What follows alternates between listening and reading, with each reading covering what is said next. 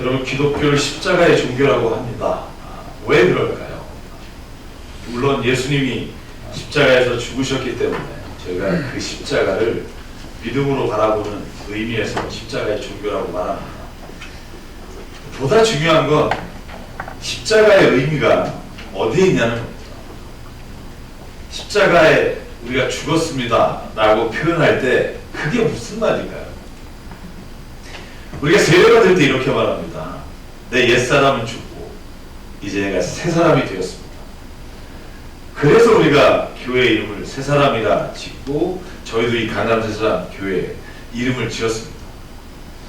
저희가 늘 하는 말이 새로운 사람만 오라는 게 아니라 우리 자신이 변하는 게 교회의 목적이라는 거죠. 어떻게 하면 새 사람이 될까요? 성경이 말합니다. 회개하라는 겁니다. 자, 여러분, 이 자리에 나올 때 저와 여러분이 주님의 말씀 안에서 회개하는 은혜가 있기를 축원합니다. 아멘. 회개가 뭘까요? 우리가 회개한다고 늘 말하지만 회개한다고 말하고 또 우리가 잘못하고 또 회개하고 또 잘못하고 회개하고 하여간 1년쯤 되니까 이제 회개하는 것도 지긋지긋해서 이거 목사님 또 죄짓고 또 회개하고 이게 뭔 의미가 있을까요? 묻는 분이 굉장히 많아요. 제가 오늘 여러분에게 확실히 말씀드릴게요. 그래도 회개가 의미가 있다는 거예요. 왜일까요? 여러분, 우리가 세상 살아가면서 하나님이 우리에게 말씀을 주셨습니다. 저희가 이제 2월 한 달 앞부분을 레위기를 시작했어요. 레위기는 너무 복잡합니다. 읽다 보면 뭔 제사가 이렇게 많은지 뭐 지금 각도 안 뜨는데 자꾸 뜨라고 그러고 뭐 가져와라 뭐 가져와라. 여러분, 이렇게 우리가 생각하지만 그 제사에는 굉장히 중요한 의미가 있다는 거예요. 회개가 뭔지를 여러분, 레위기에 나오는 제사를 봐야 분명히 이해할 수 있다는 거예요. 우리가 죄를 반복해서 짓는다 혹은 내가 또 회개한 걸 또 반복한다 할 때도 저와 여러분은 그것 때문에 괴로워할 이유가 없다는 거예요. 왜냐하면 우리가 그럴 수밖에 없는 존재라는 걸 하나님이 아시기 때문에 그래요. 여러분, 하나님의 말씀이, 하나님의 법이 우리에게 주어진 이유는 딱 한 가지예요. 뭘까요? 제가 왜 자꾸 여쭤보냐면 여러분, 이때가 딱 피곤할 때 제가 여러분 여쭤봐야 신경 좀 쓰고 대답하니까 왜 하나님이 우리에게 말씀을 주셨을까요? 하나님의 법을 주셨을까요? 여보세요? 이런 거예요. 여러분, 우리가 행동을 하고 어떻게 살잖아요. 근데 내가 지금 한 행동이 잘못됐는지 아니면 정말 잘하는 건지를 어떻게 알 수 있을까요? 우리는 몰라요. 우리가 서로 그래 너 잘했다 너도 잘했어 이 격려하는 말이 아니라 진짜 이 세상에서 살아가는 삶의 기준의 옳고 그름을 어떤 기준으로 살아야 할지를 우리는 모른다는 거예요. 하나님이 그래서 주신 게 뭐냐면 하나님의 말씀이에요. 하나님이 법을 하나님께서 출애굽한 이스라엘 백성에게 주신 거예요. 왜? 우리의 삶이, 행동이 어떻게 잘못되었는지를 알 수 있는 기준을 갖기를 원하시기 때문에.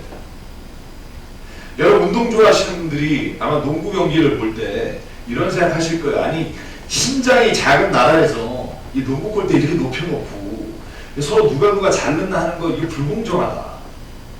그래서 키가 작은 사람이 많은 나라에서 좀 낮은 골대를 쓰고 키가 큰 사람이 있는 데는 좀 높은 골대를 써서 서로 높이를 다르게 하면 얼마나 농구 경기를 나라별로 혹은 키에 맞춰서 할 수 있겠냐 생각할 수도 있을 거예요.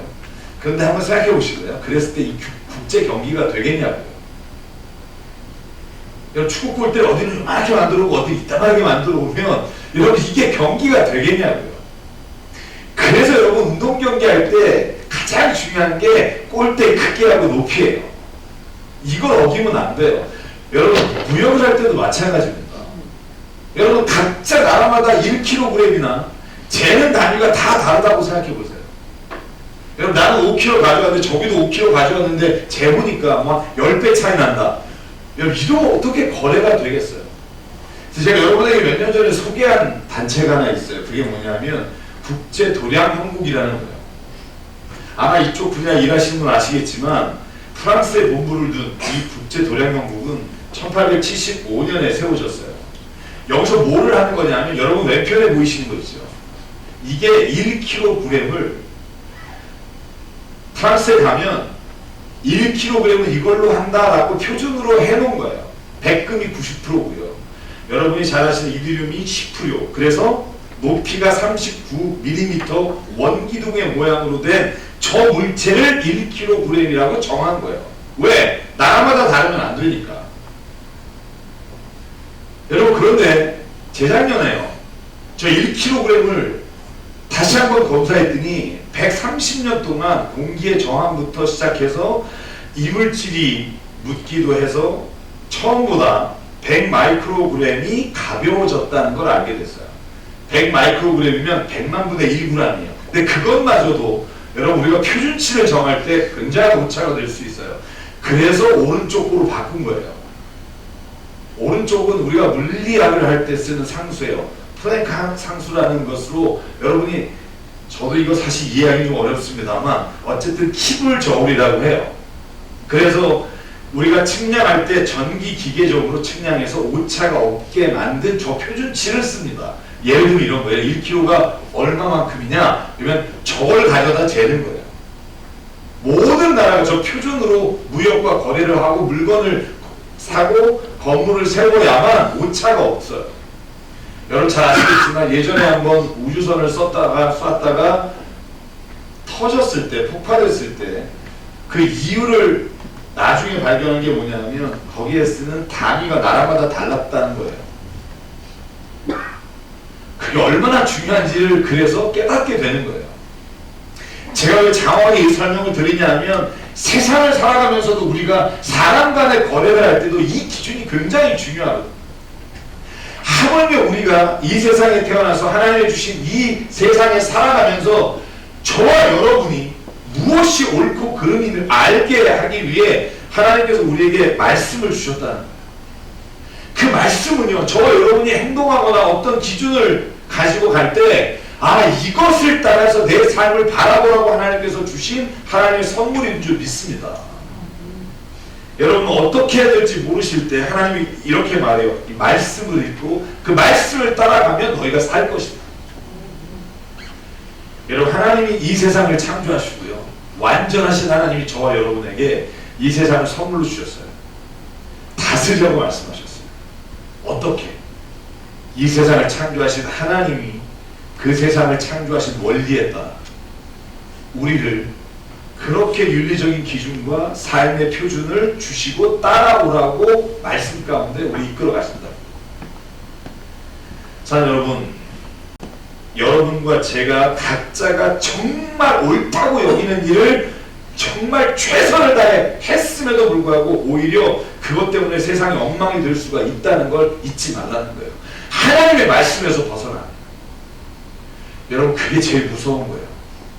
내가 틀리다고 생각하는 사람은 오히려 가능성이 있어요.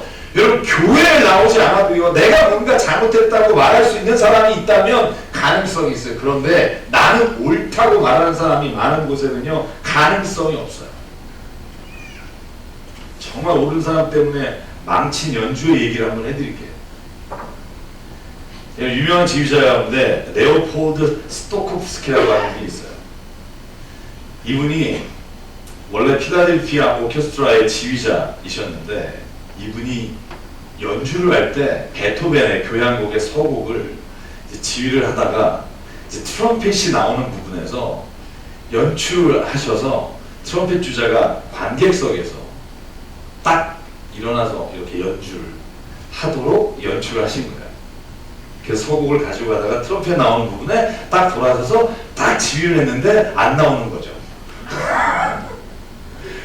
계속 사인을 줘도 안 나와요. 연주회가 이제 정막이 흐르면서 도대체 어떻게 된 건지 모르고 이제 헤매는데 그 뒤에 있었던 일은 이런 거예요. 너무 자기 일에 충실하신 수희 아저씨가 갑자기 관중석에서 트럼펫 든 사람이 일어나서 연주를 하려고 하니까 연주회를 망치는 줄 알고 그 손을 꺾은 거예요. 연주 하이라이트가 트럼펫이라고 연출을 했는데 관중석에 돌아선 지휘자는 방향을 잃고 그 너무나 자기 일에 충실한 그 한 사람으로 인해 연주회가 엉망이 됐어요. 제가 그 이야기를 책 가운데 읽으면서 깨달은 게 뭐냐면, 여러분, 우리는 진짜 옳다고 생각해요. 이렇게 하는 게 정말 맞다고 생각해요. 여러분, 그런데 때로는 그것 때문에 하나님이 창조하실 때 우리 가운데 주셨던 사랑과 은혜와 감사와 평화가 깨져요. 어떤 사람이 잘못해서가 아니라 너무 내 기준으로 옳은 일을 하다가 하나님이 이 세상 가운데 원래 주신 아름다운 것들을 놓치게 돼요.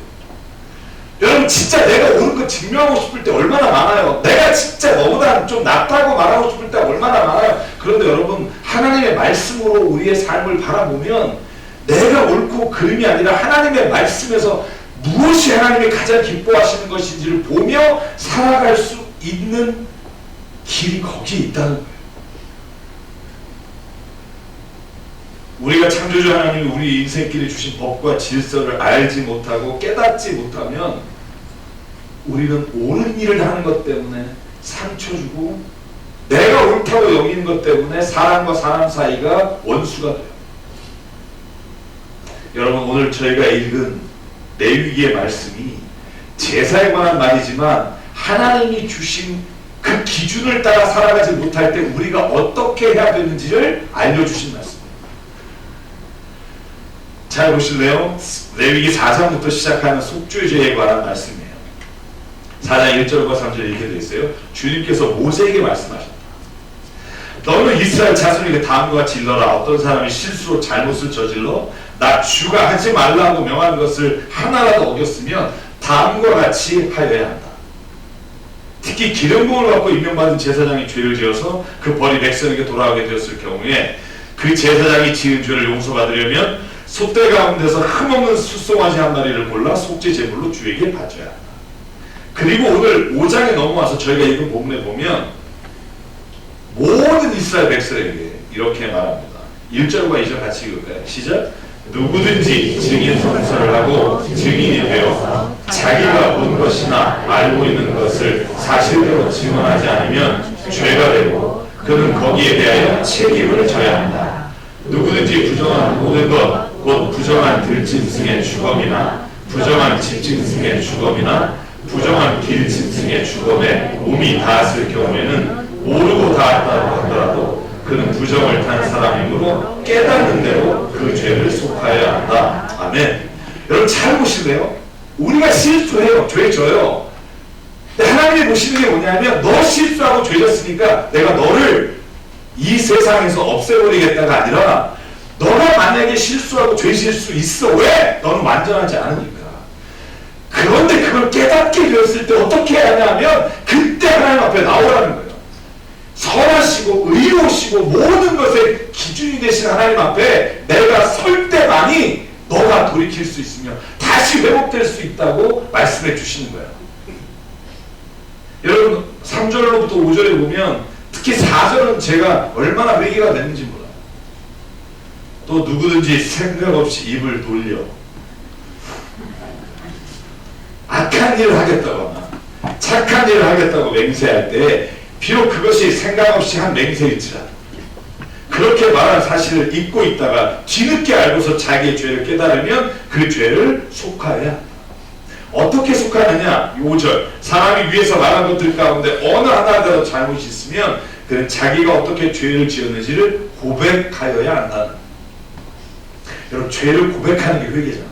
이게 왜 중요하냐면 내가 죄를 고백할 때 하나님의 말씀과 하나님의 기준이 내가 선하심을 믿습니다. 내 자신이 지금 그 말씀대로 가지 못하는 것을 인정합니다 라고 고백할 때 하나님이 그의 자녀 삼으신 것을 회복시켜 주시고 다시 살아갈 기회를 주신다는 거예요. 근데 그걸 깨달았음에도 불구하고 거절하는 사람이 있어요. 여러분, 교회 다니면 안 그럴 거라고 생각하죠? 천만의 말씀. 더 완고해요. 왜? 나는 옳은다. 옳다고 여깁니다.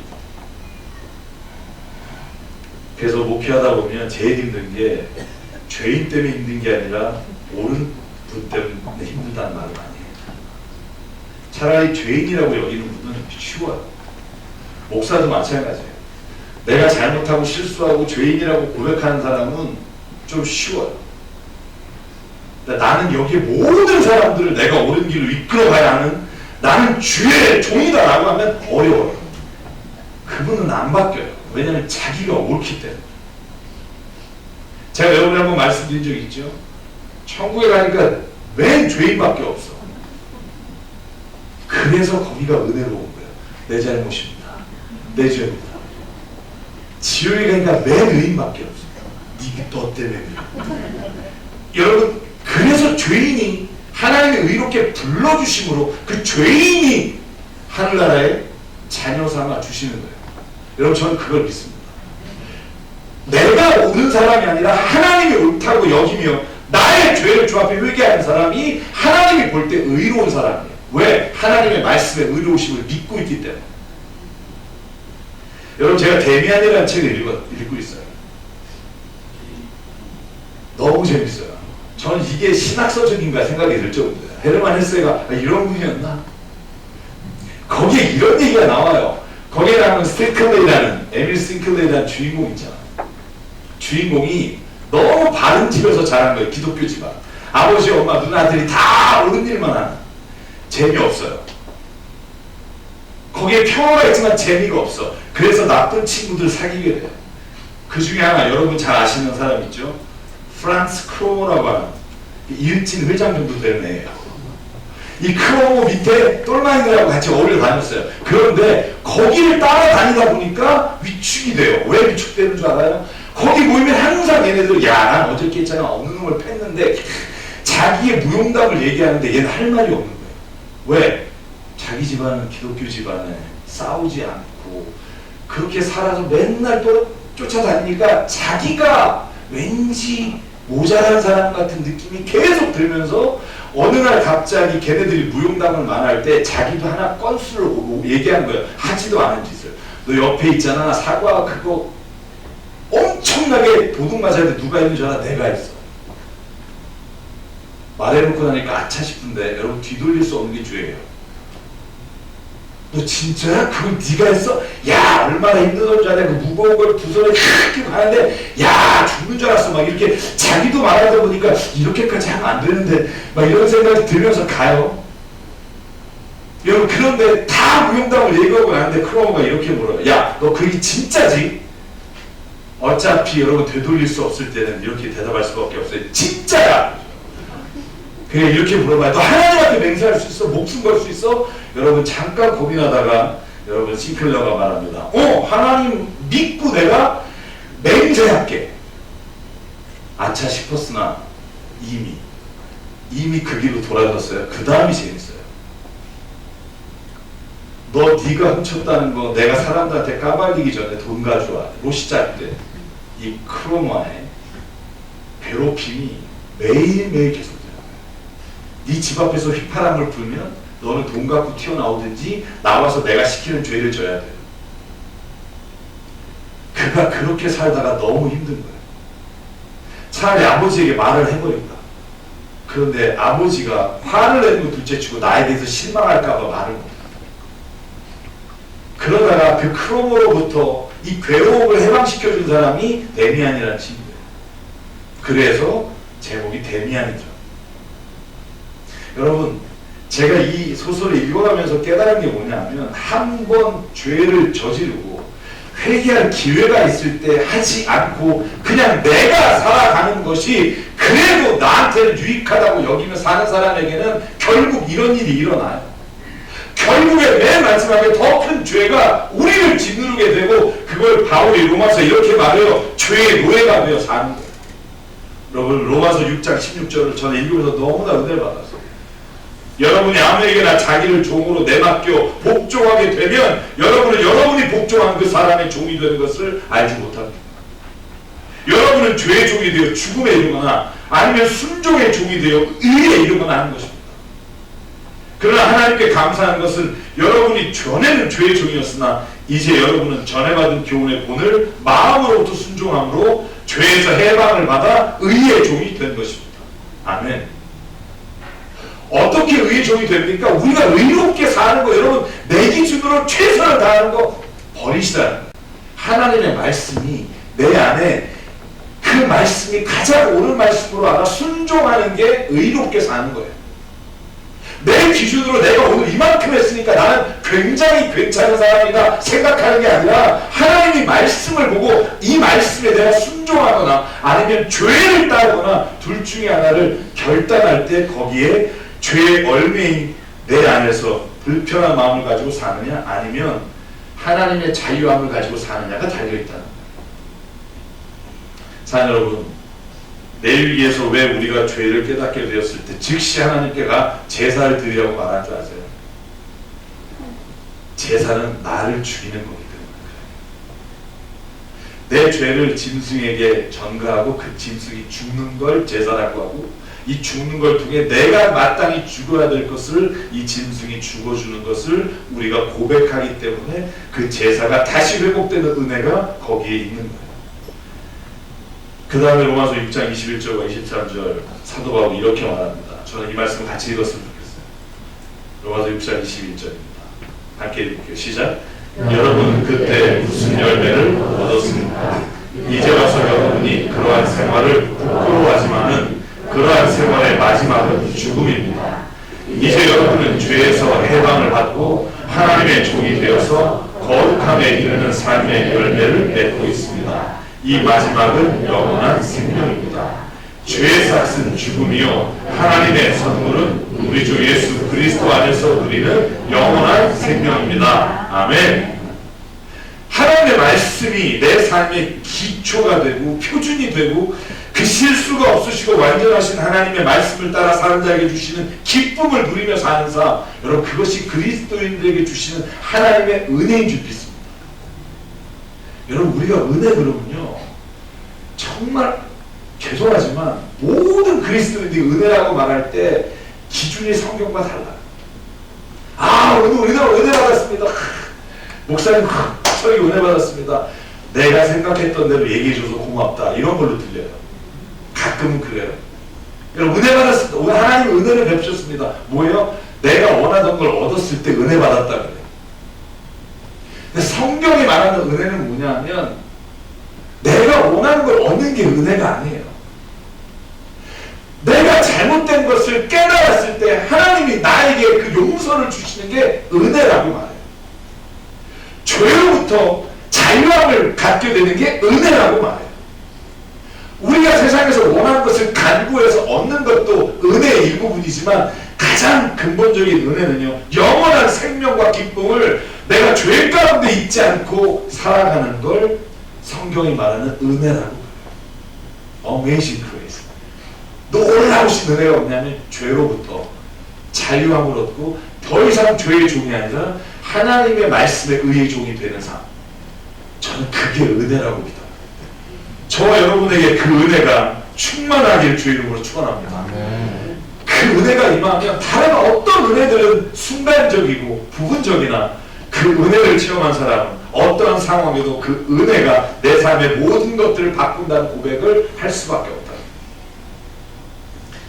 여러분도 오늘 저희가 레위기 5장의 말씀을 읽으면 마지막으로 깨닫는 게 있어요. 그게 뭐냐면 하나님이 우리가 주님 앞에 나와서 제사를 드리고 회개할 때, 다시 말하면 오늘날 예배 자리에 와서 우리가 가장 중요한 게 뭐냐면 회개하는 거예요. 주의 말씀으로 돌이킬 때 하나님이 중심으로 보시는 게 뭐냐면 우리가 어떤 것을 바쳤냐, 우리가 어떤 사람으로 우리가 여기에 왔느냐가 아니라 하나님 그 마음이 온전히 하나님 앞에 회복되는 자리에 갔느냐를 보신다. 그걸 어떻게 할 수 있냐면 여러분 오늘 6절부터 11절까지 보면 제사를 드릴 때 너희는 무슨 죄를 지면 소를 가져와서 제사 드리라 하고 말하지 않아요.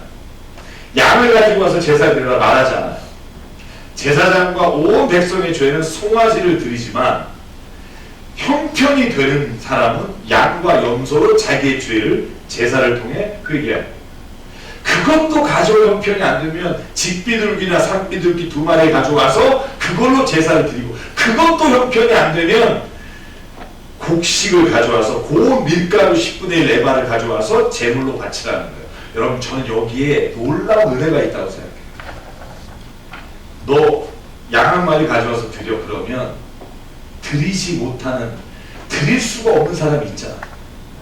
하나님이 오늘 우리에게 무조건이 아니라 형편껏 너의 것을 가져와서, 더 중요한 게 뭐냐면 너의 마음이 하나님께로 돌아서기를 원하신다는 거예요.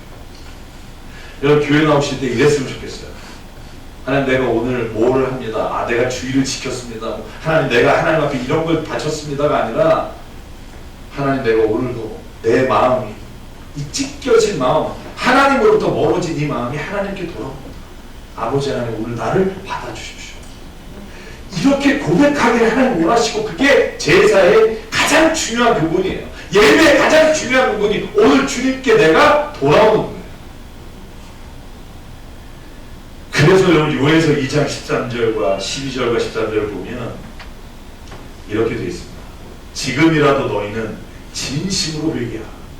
나 주가 말한다. 금식하고 통곡하고 슬퍼하면서 나에게로 돌아오라. 13절 다시 읽을게요. 시작. 옷을 찢지 말고 마음을 찢어라. 주 너희 하나님께로 돌아오너라. 주님께서는 은혜롭고 자비로우시며 오래 참으시며 한결같은 사랑을 늘 베푸시고 불쌍히 여기는 마음이 많으셔서 뜻을 돌이켜 재앙을 거두기도 하신다. 아멘. 옷을 찢지 마십시오. 여러분이 가지고 있는 어떤 걸 하나님께 보상하려고 하는 마음 이전에 우리의 마음을 찢고 하나님의 선하시고 하나님이 주신 그 법을 기뻐하는 마음으로 살아가는 것이 주께서 원하시는 회개인 줄 믿습니다. 여러분, 그래서요, 완전하지 않은 우리는요, 다음 주에 또 똑같은 회개를 해요. 여러분, 만약에 여기 오늘 회개하실 때, 주님, 제가 누구를 미워합니다. 주님 나를 용서해 주십시오. 내가 이 마음으로부터 돌이키게 도와주십시오. 그랬는데 다음 주에 또 주님, 또 제가 그놈을 또 미워합니다. 제가 또 이런 일을 했습니다. 또 그 다음 주에 또 와서 아직도 이게 안 됩니다. 여러분, 이렇게 하는 걸 기뻐하신다는 거예요. 근데 만약에요, 하나님, 오늘 제가 진짜 그 사람 미워합니다. 내가 막 저주했습니다. 하나님 용서해 주십시오. 그 다음 주에 왔는데 또 죄를 졌어. 그러면 하나님, 제가 이번에도 또 그를 미워했는데 그냥 저는 여기서 안 될 것 같아요. 그냥 저는 이 정도로 끝내겠습니다. 저는 여기서는 도저히 갈 수가 없어요. 라고 말하는 걸 뭐라고 말하는 성경이 교만이라고. 교만이라는 말은요, 하나님보다 내가 높이 된다는 것 이전에 하나님이 말씀하시는 것이 아니라 내가 내 기준으로 내 삶을 이끌어가는 걸 교만이라고 말해요. 사랑 여러분, 저는요, 하나님이 원하시는 회개란 시편 119편의 회개예요. 제가 읽어드릴게요. 101절에서 105절. 주님의 말씀을 지키려고 나쁜 길에서 내 발길을 돌렸습니다. 주님께서 나를 가르치셨으므로 나는 주님의 규례에서 어긋나지 않았습니다. 주님의 말씀의 맛이 내게 어찌 그리도 단지요. 내 입에는 꿀보다 더 답니다. 주님의 법도도 내가 슬기로워지니 거짓된 길은 어떤 길이든지 미워합니다. 주님의 말씀은 내 발의 등불이요 내 길의 빛입니다. 계속해서 내 삶에서 일어나는 완전하지 못한 우리가 하나님 앞에 말씀을 따라 살지 못했을 때 하나님 원하시는 건 반복해서라도 주의 말씀이 옳으심을 인정하고 주께 회개하며 돌아오기를 기다리신다는 거예요. 사랑하는 새사랑교회 성도 여러분, 저는 저와 여러분이 이 마음으로 예배 자리에 나오기를 주의 이름으로 축원합니다. 그러니까 다시 하나님의 말씀 앞에 서는 거, 이게 예배고, 다시 말씀 앞에 서서 나를 비추고 내가 돌이키는 거, 이걸 주님이 가장 기뻐하시는 제사라고 말합니다. 여러분, 이 코로나 바이러스가 활동하는 이 시기에 예배의 자리에 나와서 저희가 뭘 받아가기 원합니까? 저는 이 은혜를 주로부터 받아가는 저와 여러분들을 간절히 바랍니다. 그래서 오늘 이 찬양을 함께 부르기 원합니다. 찬양의 가사가 이래요. 주님, 우린 연약합니다. 저희 가사를 찬양할 때마다 좀 내 얘기다. 우린 오늘도 힘겨워합니다. 주뜻 이루며 살기에 부족합니다. 주여, 우리는 넘어집니다. 오늘 하루 또 실수합니다. 주의 긍휼을 구하는 죄인입니다. 그러나 주님만 바라봅니다. 한없는 주님의 은혜 온 세상 위에 넘칩니다. 가릴 수 없는 주의 영광이 온 땅에 충만합니다. 주님만이 길이오니 우리 그 길을 따라갑니다. 그날에 우리를 이루실 주님은 완전하십니다. 저 이게 회개라고 생각해요. 부족하지만 주님 오늘 주님을 바라봅니다. 오늘 이 고백으로 찬양할 때 하나님 우리에게 은혜를 주실 줄 믿습니다. 주여 우리 연약합니다.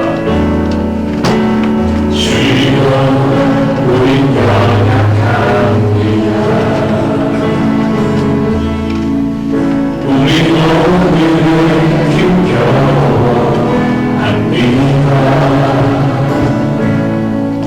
죽들이며 살기에 부족합니다.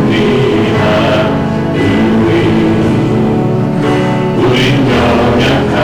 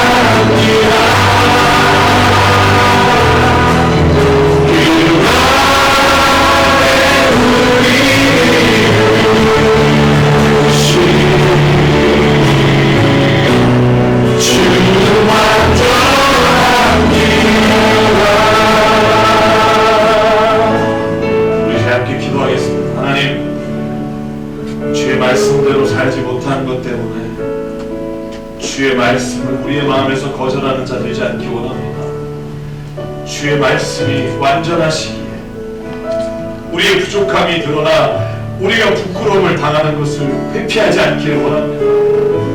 하나님 즉시 주님께 가 깨달은 만큼 주님 앞에 회개하며 다시 주로부터 은혜를 받으며 살기를 원합니다. 하나님 우리와 동행하여 주시옵소서. 오늘 말씀을 기억하며 우리가 주님 앞에 우리의 삶을 결단하는 시간 동서울 앞에 기도하겠습니다. 사랑하는 하나님 감사합니다. 아버지 하나님 오늘 주님 앞에 나와 예배합니다. 아버지 말씀 앞에서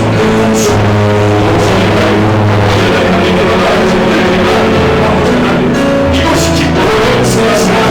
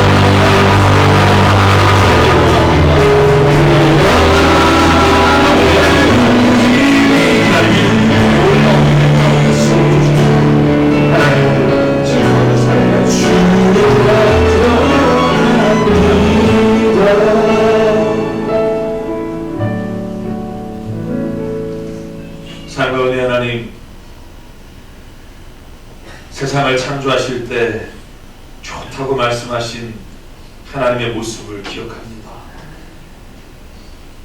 그 좋다 여기신 곳이 우리 나름대로 옳다 여기는 것들로 인해 무너지고 깨지고 죽이고 미워하고 반복하고 우리가 사는 이 세상 이렇게 된 것을 주여 용서하여 주시옵소서. 내 심령이 오늘 주님께 향하지 못하고 내가 기준이 되어 하나님도 판단하고 주의 말씀을 잣대로 재며 살았던 우리를 이 시간 주 앞에 회개하오니 우리를 용서하여 주시옵소서. 주의 선하심은 의지하게 하시고 내가 오늘 실수하고 넘어지고 연약해도 하나님의 말씀이 우리를 이끌어가는 등경이 되게 하여 주시사 그 빛 가운데 거하기를 기뻐하는 자들에게 하나님 인도하여 주시옵소서.